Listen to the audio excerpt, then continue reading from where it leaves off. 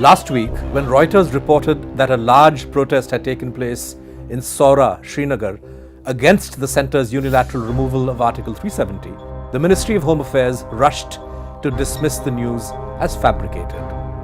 A few days later, the MHA changed tack and admitted there had been a protest, but said it was the handiwork of miscreants.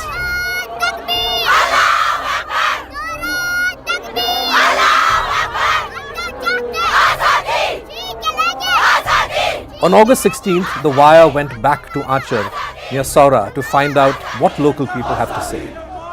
This time, we came across a protest that seemed almost as large as the last one.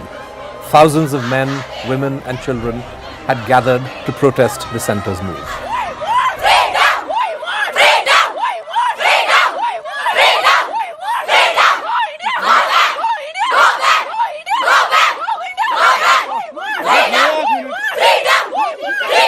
Many of the protesters held placards with the date of the protest written on it. They said this was done to counter claims that media outlets around the world had been publishing old protest footage to show the situation in Kashmir.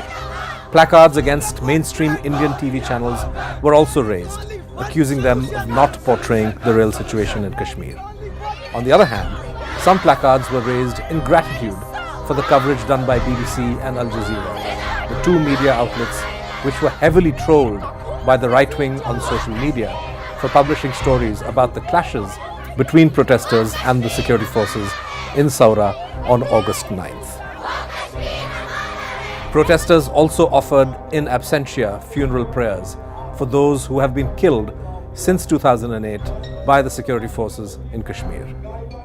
The centre has done away with Kashmir's special status, but the state's flag has not made way for the Tiranga on the streets. Protesters held aloft flags of so-called Azad Jammu Kashmir on the Pakistani side of the line of control, and not even the red flag of Jammu and Kashmir. In the air, a drone flew, which locals say belonged to the security forces and was monitoring the crowd.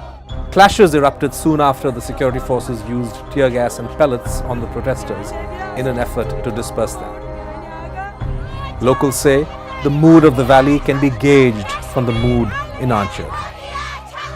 But only when all restrictions are lifted will the actual picture become clear.